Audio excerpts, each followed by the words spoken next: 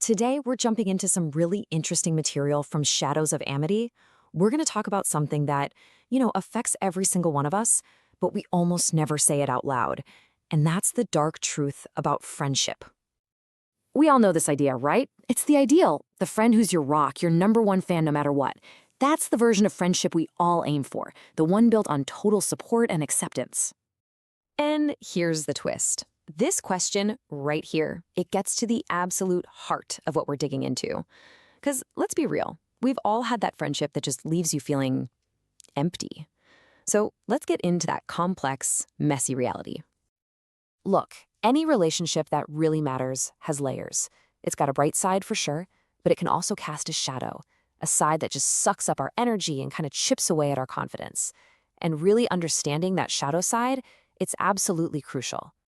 So check this out. The contrast couldn't be more clear. On one side, you've got that supportive, trustworthy friend we all want. But on the other, you have the shadow friend, draining, competitive, and just exhausting. Now, this isn't about calling someone a bad person. It's all about the impact they have on you and your energy. So how do these shadow friendships actually show up in real life?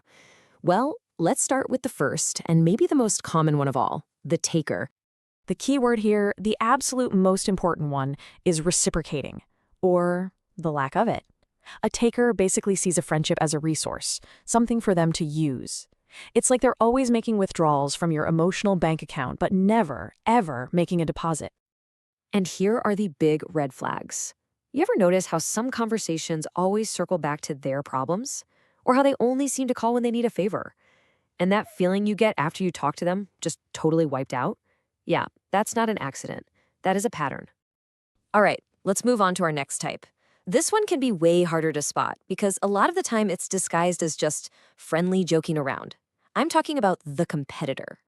See, with this friend, you're not on a shared journey together. Oh no, life is a game, and it's a game they have to win. Your success feels like their loss, and believe me, they are always, always keeping score. You ever share some great news and they just immediately try to top it, or they give you a compliment that feels more like a dig? Like, wow, good for you for trying that. It's so brave. Those are the classic moves of the competitor, designed to keep you just a little bit beneath them.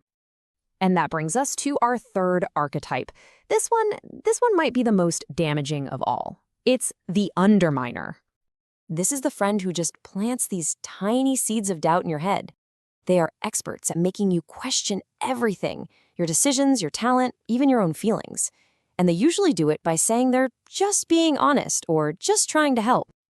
You have to watch out for these behaviors. An underminer's best friend is plausible deniability. They'll tell someone a secret you shared in confidence and then say, "Oh, I was just so worried about you." It's this slow, quiet poison that erodes your trust in yourself. So we've identified these types, but what's the actual damage? Why is it so important to recognize this stuff? Well, the impact is surprisingly real. This chart really tells the story. Look at that biggest piece. 40% is just pure emotional fatigue, being tired all the time. Another 30% is a direct hit to your self-esteem. And it doesn't stop there. It can make you anxious, even hesitant to meet new people. This isn't just about being in a bad mood. It's a heavy, heavy emotional weight. And this right here really shows you the energy exchange. A good, positive friendship can literally give you an energy boost. A neutral acquaintance, barely makes a difference. But a shadow friendship, it puts you deep in an energy hole. You walk away from every interaction with less energy than you started with. Every single time. So here's the bottom line. We have got to start taking this as seriously as we take other major stressors in our lives. The long-term damage to our mental health is real, it's measurable, and it is significant. Okay, so what do we do? The point here isn't to label people as villains. It's about empowering yourself. So let's talk about how you can start navigating these shadows and take back your energy. First things first, we got to shift our thinking. The goal isn't to just go on a dramatic friend-deleting spree. It's about becoming aware and protecting yourself. It's learning how to manage the energy you're putting out and what you're getting back. So here's a pretty clear 3-step game plan. First, just acknowledge it. Stop making excuses for them and see the pattern for what it really is. Second, set a boundary. Now, this doesn't have to be some huge, dramatic confrontation. It can be as simple as deciding you're only gonna see that person once a month.